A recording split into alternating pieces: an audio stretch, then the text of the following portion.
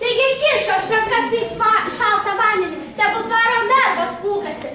Duokit šakes. Oi, dukrelė, negerai. Verčiau aš tave užvaduosiu. Cirko pusinė galva, čia sakiniai dantis. Kokia aš būsiu karaliūno pati, kad prastą darbą dirbsiu.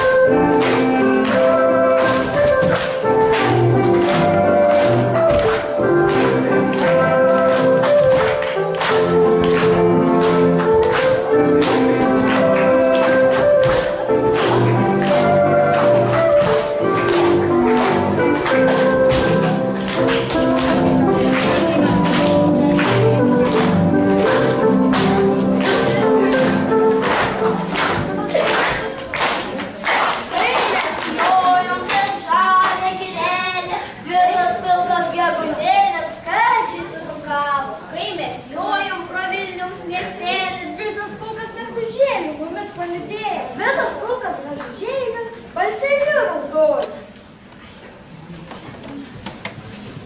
Girdi, vyrai grįžo iš turkų žemės. Ką sakai? Turkai grįžo. Labai gerai.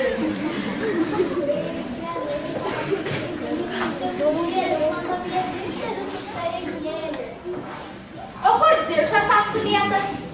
Kur atlasinės kurpės? Po mūsų kojų žeminių gavo žalinė žemė. Mūsų takai buvo juodu krauju išrašyti. Pamiršau aš diržą ir atlasinės kurpės. Abu jūs geri. Vis mane erzinat, piktu man dedat. Oi, motulė, jūs man nieko neparvežė.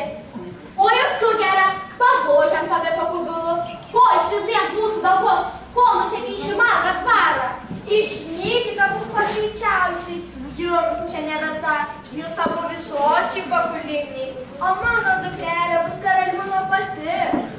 Eikim savo tėvelį, mūsų čia nereikia.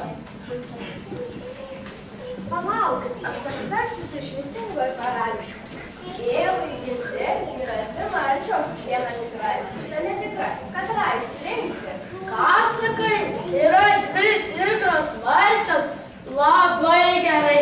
Bus pamarčiai kerčia. Karalius sako, kad turi likti tik viena. Ką pasakysi, sūneli? Yra tik viena marti, mano mergelė, kur mane iš naktų burtų išvadavo. Ją pamortė, įdėjo išvarė, o paskui po kubilų pavožė ir savo dukterį vietoj jos pakišo. Jos žemė senajam tautėliui ir prašau pažadėti pakutėlėlę, teikios savo motinėlį ir prašau priimti ją už martelį. Ką pasakysi, dukrelė? Ar eisi už jo?